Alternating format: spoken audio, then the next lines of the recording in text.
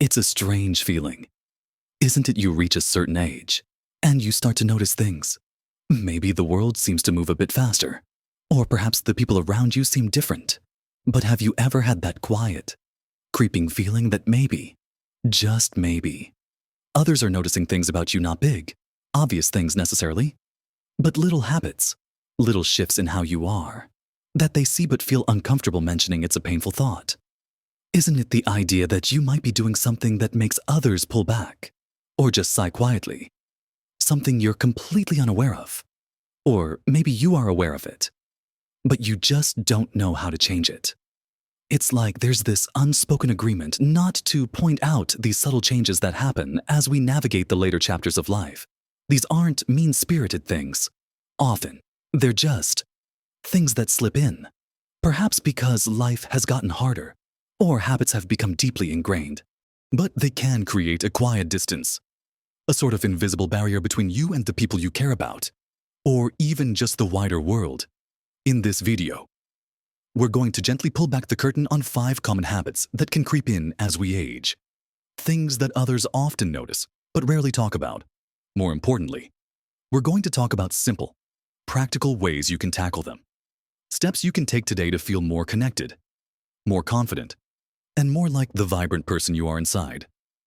It's about making small adjustments that can make a world of difference in how you feel and how you interact with the world around you. So please, keep watching to the end, because there's something waiting that might truly surprise you and change how you think about these golden years. Let's start with the first of these subtle shifts, something that often happens without us even realizing how much it impacts how we feel about ourselves and how others perceive us. It's what I like to call drifting on personal presentation.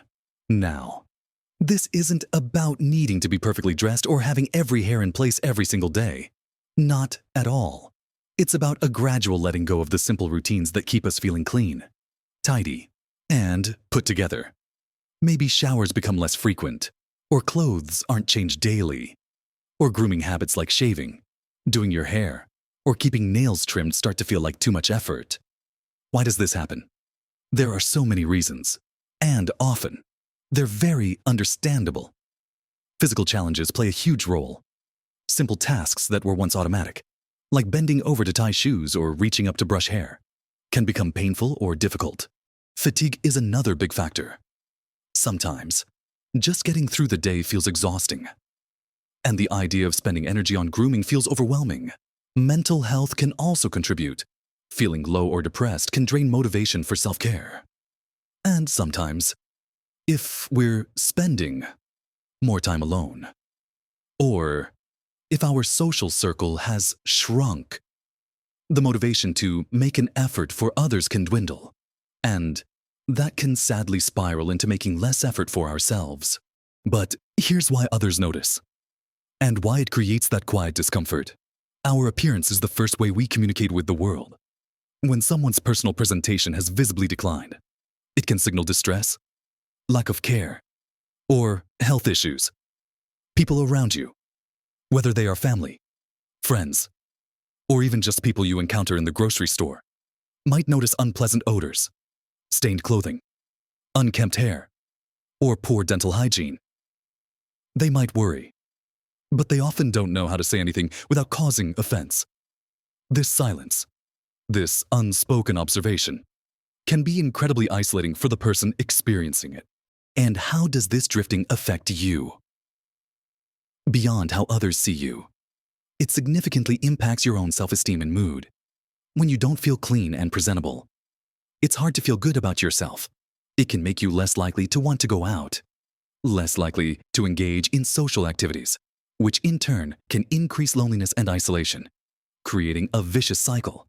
It can also be a red flag for underlying health issues, both physical and mental, that need attention. So, how do we fix this? The key is to approach it gently, with self-compassion, and break it down into tiny, manageable steps. First, acknowledge if this is something you've noticed in yourself. Without judgment, it's okay. Life gets challenging. Then, start small. Maybe it's committing to brushing your teeth twice a day, every day.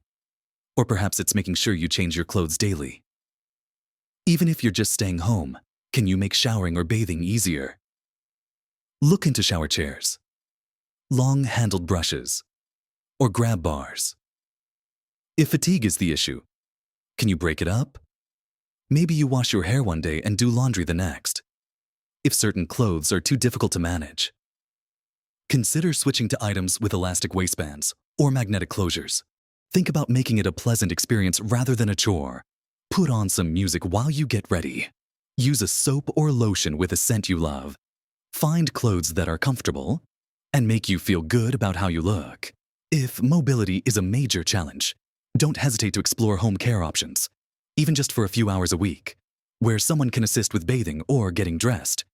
Sometimes, talking to your doctor about fatigue or any physical pain can reveal treatable issues that make self-care easier. And if low mood is draining your motivation, please consider speaking to a therapist or counselor. These are not signs of failure, they are common challenges, and seeking help is a sign of strength. Rekindling these simple self-care habits isn't about vanity.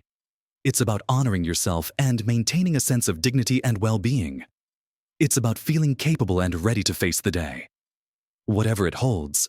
Now, moving on from how we physically present ourselves, there's another common habit that can build up over time, often unnoticed by the person doing it, but profoundly felt by those around them. This is what I'm calling getting stuck in a negativity loop. It's that tendency to constantly focus on the bad news, to complain about aches and pains, to see the downside of every situation, and to dwell on past grievances or current frustrations. Again, this doesn't come from a malicious place. As we age, many people face genuine challenges, health problems, loss of loved ones, financial worries, reduced independence. It's completely natural and healthy to acknowledge these difficulties and express feelings about them. But the negativity loop is when this becomes the dominant mode of conversation and thought. Why does this happen? Pain, both physical and emotional, is a huge driver. Chronic pain can make it hard to feel positive about anything. Loneliness and feeling disconnected can lead to focusing on what's wrong because it feels like the only thing you have to talk about. Or perhaps it's a way to seek sympathy or attention, even unconsciously. Feeling a loss of control over life circumstances can also lead to a sense of powerlessness, which can manifest as constant complaining. Sometimes, it's simply a deeply ingrained habit. After years of navigating challenges, the brain becomes very efficient at spotting potential problems and focusing on them. Why do others notice this?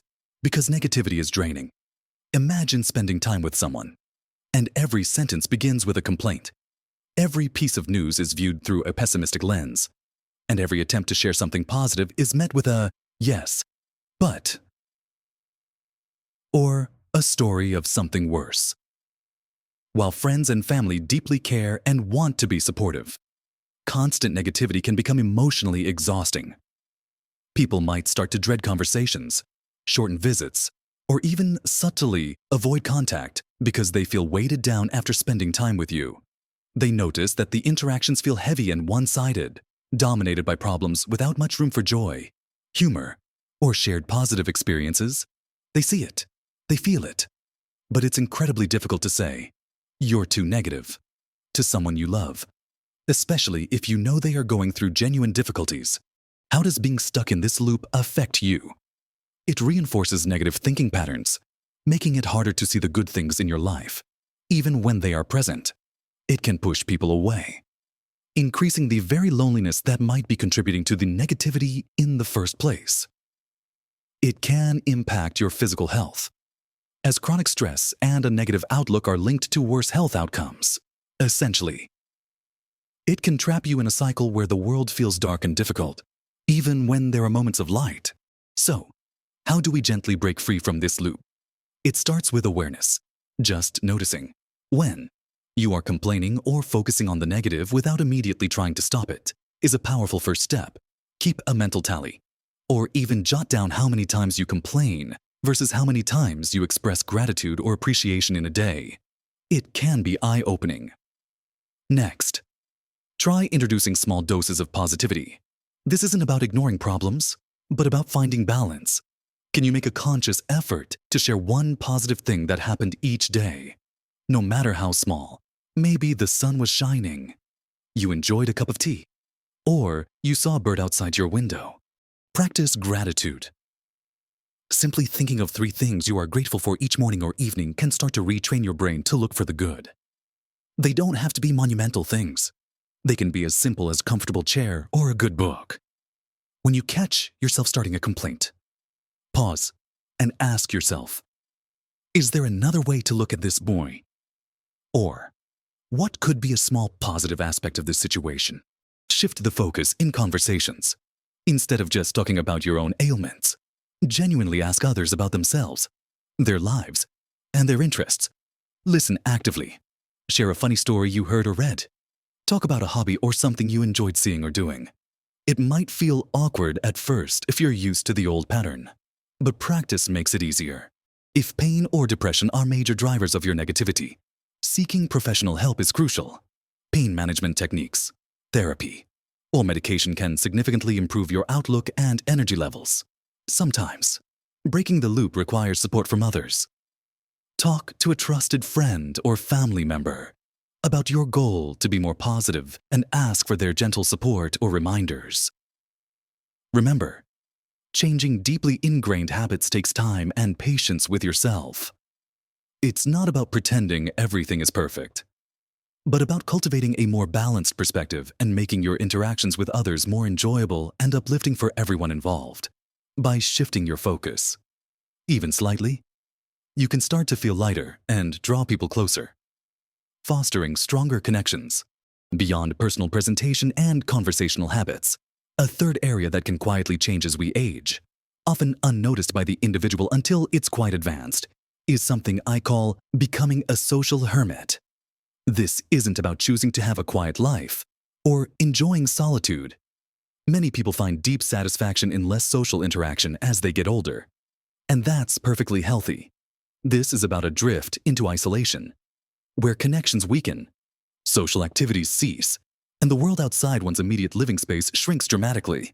Why does this happen? It's a complex mix of factors. Loss is a major contributor. Losing a spouse, friends, siblings reduces the natural opportunities for connection. Health issues and reduced mobility make it harder to get out and about. Sensory changes like hearing loss or vision problems can make social gatherings challenging or embarrassing. Fear can play a role. Fear of falling, fear of getting lost, fear of being a burden, or even social anxiety that develops later in life. Retirement can mean losing the built-in social structure of work. Sometimes, it stems from feeling irrelevant or that you no longer fit in with a changing world or younger generations. Why do others notice? They notice your absence. Invitations stop being extended because people assume you're not interested or able to come. Phone calls might become less frequent because conversations feel stilted or repetitive if you're not engaging with the outside world. Family might notice you're not attending events, not visiting, or not answering the phone as much. Friends worry when they don't hear from you. Neighbors see curtains always drawn. This withdrawal is noticeable, and it's often interpreted, sometimes incorrectly, as a desire to be left alone, which perpetuates the cycle.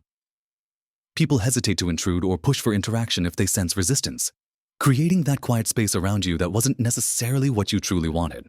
How does becoming a social hermit affect you?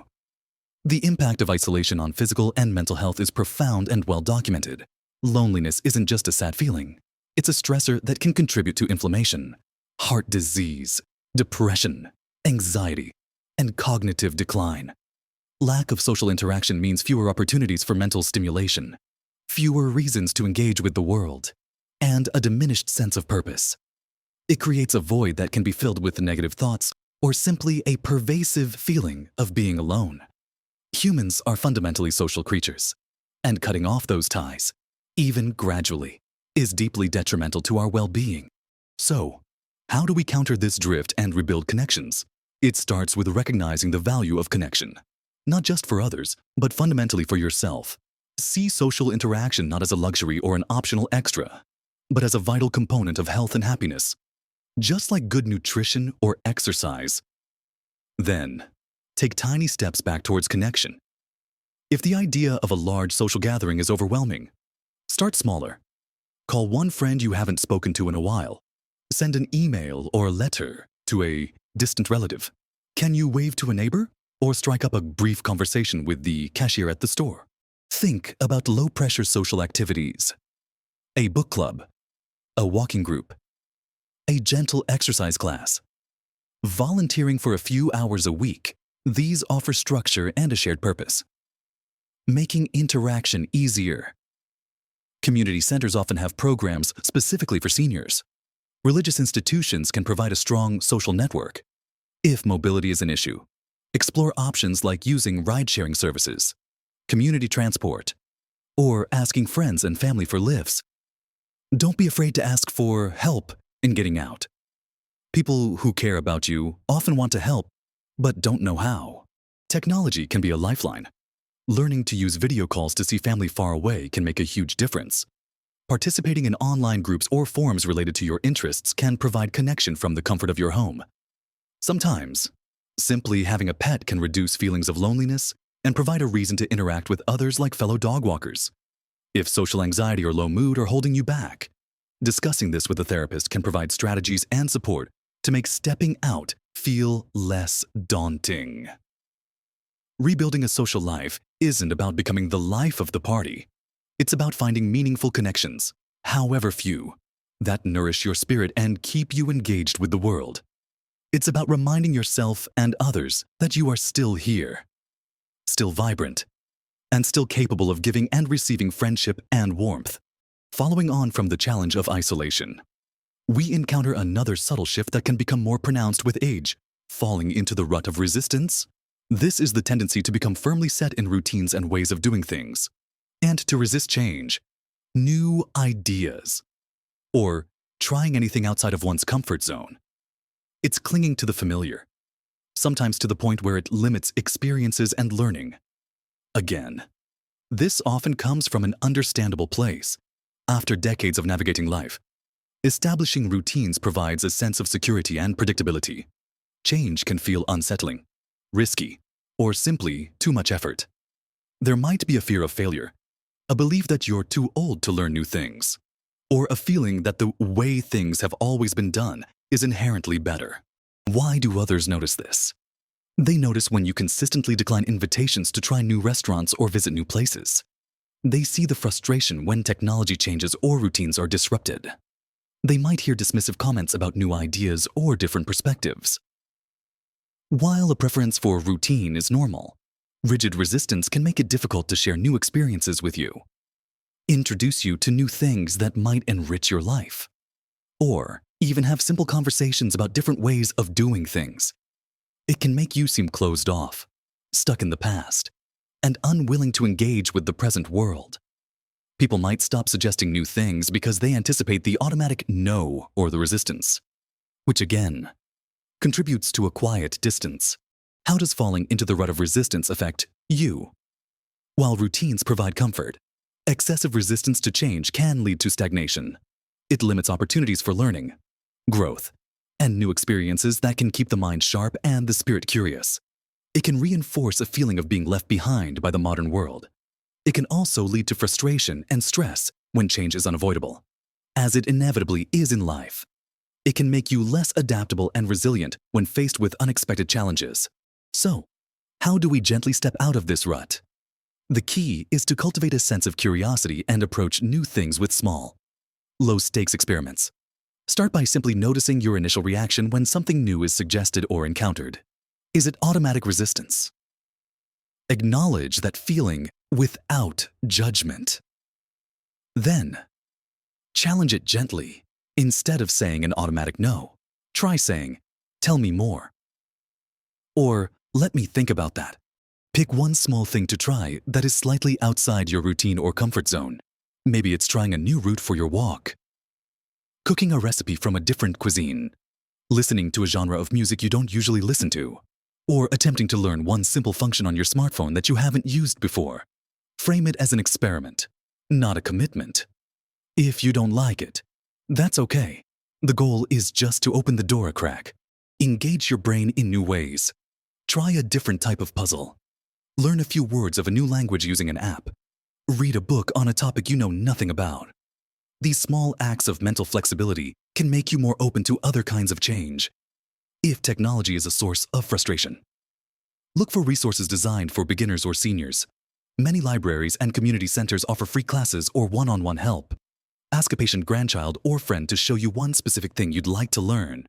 Rather than feeling overwhelmed by everything, mapuan, ton botoko rita. Approach change with a sense of adventure, even if it's feigned at first. Remind yourself that learning new things keeps your brain healthy and makes life more interesting. Think about the positive potential of trying something new, rather than just the potential downsides. It's not about abandoning your beloved routines entirely, but about creating space for novelty and adaptability. By being open to new experiences, you not only enrich your own life, but you also make it easier and more enjoyable for others to share new things with you, keeping those connections vibrant and interesting. Finally, let's talk about a fifth habit that can become more prevalent in later years. Often because health truly does become a more central focus of life. This is what I'm calling making ailments the main act. It's when conversations consistently revolve around your health problems, detailed descriptions of symptoms, medication side effects, doctor's appointments, and comparing notes on ailments with others. Again, this isn't malicious or done to be difficult. As we age, health challenges are real and significant. Talking about them can be a way to process them, seek support, or connect with others who have similar experiences. Why do others notice this? While friends and family care deeply about your well-being and want to know if you're okay, having almost every conversation steer back to your health issues can become draining. It can feel like there's no room for other topics, for shared joys, for listening to what's happening in their lives, or for engaging with the wider world. People might start to feel like they only hear from you when something is wrong, or that your identity has become solely defined by your illnesses. They notice that conversations lack balance and can leave them feeling heavy or helpless, especially if they don't know how to respond or offer practical help. They worry? Yes, but the constant focus can make genuine connection on other levels difficult, leading to that subtle pulling back. How does making ailments the main act affect you? When your health becomes the primary topic of conversation, it can inadvertently reinforce the idea that your illness is the most important, or even the only thing about you. It can prevent you from engaging with other aspects of your personality, interests, and experiences. It can make it harder to find joy in things unrelated to health. While seeking support is vital, letting ailments dominate every interaction can define your own self-perception in a limiting way and prevent you from connecting with others on a broader, more fulfilling level. So, how can we find a healthier balance? The goal isn't to hide your health struggles, but to ensure they don't eclipse every other aspect of your life and conversations. First, designate specific outlets for detailed health discussions. This might be your doctor, a support group for your specific condition, a trusted family member designated for health updates, or even a journal. By having dedicated spaces for in-depth health talk, you can feel more freedom to discuss other things in general conversation. When talking with friends or family, try setting a time limit or a guideline for health discussions. You might start a conversation with a brief health update if necessary, but then consciously steer the conversation to other topics. Prepare mentally beforehand. Think of other things you can talk about. What book are you reading? What show are you watching? What's a funny thing you saw today? What are you looking forward to? What questions can you ask the other person about their life? Practice listening more than you talk, especially about yourself. Show genuine interest in what others are saying. Ask open-ended questions that encourage them to share. Shift the focus outward. If you're struggling with health issues, finding hobbies or activities that distract you and provide other things to think and talk about can be incredibly helpful, even if they are simple things you can do from home. Consider joining a support group specifically for your health condition. This provides a space where you can talk openly and in detail with people who truly understand what you're going through, without burdening general conversations with those details. It's about finding the right audience for different types of conversations. Remember, you are more than your medical conditions. You have a lifetime of experiences, interests, and wisdom to share. Make an effort to bring those other facets of yourself into your interactions. By consciously broadening the scope of your conversations, you make yourself more engaging to others and, just as importantly, you remind yourself of the richness and depth of your own life beyond health challenges. This creates space for more balanced, enjoyable, and meaningful connections. So, we've talked about some subtle shifts that can happen as we get older. The quiet letting go of personal presentation, getting caught in a loop of negativity, drifting into social isolation, becoming resistant to change, and letting health issues dominate conversations. It's important to remember that these aren't character flaws. They are often understandable responses to the challenges and changes that come with aging. They happen gradually, sometimes almost invisibly to ourselves, but they can subtly impact our connections with others and our own sense of well-being. But here's the truly important part, and the surprising thing I mentioned at the beginning. Every single one of these habits, every single one of these challenges, is something you have the power to influence and change. Starting today, with small, gentle steps. You don't have to accept these shifts as inevitable parts of aging. You can choose to invest a little time and energy in reconnecting with yourself, nurturing a more positive outlook, reaching out to others, embracing new experiences, and finding a healthier balance in your conversations. Remember how we talked about getting dressed each day? It seems small, but the act of choosing clothes that make you feel good, taking a little time with your hair or face, that sends a powerful message to your brain. I matter. I am worth caring for. And that feeling radiates outwards. Think about shifting from that negativity loop. It's not about pretending everything is perfect, but about actively seeking out and acknowledging the good things. No matter how small, a sunny day, a kind word, the taste of a favorite food. Practicing gratitude isn't just a nice idea. It's a powerful tool for reshaping your perspective and making you feel lighter. Stepping out of the social hermit phase might feel scary, but even a single phone call or a short visit can break the cycle of isolation. People who care about you want to connect. Sometimes they just need you to make the first move, or to signal that you're open to it. Small connections build into stronger ones, breaking the rut of resistance. That spark of curiosity is still within you. Try one new thing this week. Just one. It could be a different route on a walk, a new recipe, or figuring out one function on your phone. Every new experience keeps your mind agile and life interesting, and balancing conversations about health. It's about honoring your experiences, but also making space for connection on other topics. Ask someone about their day. Listen with genuine interest. Share a funny story. You have so much more to offer the world than just a list of your ailments. The surprising truth is that tackling these seemingly ugly habits isn't about changing who you are. It's about rediscovering and nurturing the vibrant, capable, and interesting person you've always been and continue to be. It's about taking conscious steps to live more fully, to connect more deeply, and to feel better about yourself. You are absolutely not alone in facing these challenges, and acknowledging them is the brave first step towards overcoming them. Small changes really can make a big difference to your health, your happiness, and your relationships. Don't feel overwhelmed by trying to fix everything at once. Just pick one small thing from what we've discussed today that resonates with you, and commit to trying it this week. I'd love to hear your thoughts and experiences. Have you noticed any of these habits in yourself or others? What small steps have you taken that have made a difference in your life? Share your stories and tips in the comments below. Your insights could help someone else who is struggling. If you found this video helpful and encouraging, please give it a thumbs up. It helps more people see it. And if you'd like more practical tips and supportive content about living your best life at every age, subscribe to this channel and hit the notification bell so you don't miss anything new. Thank you for spending this time with me. Remember, the later years of life can be incredibly rich and fulfilling by being mindful of these subtle habits and taking small, intentional steps. You can ensure you're living your best life, full of connection, joy, and confidence.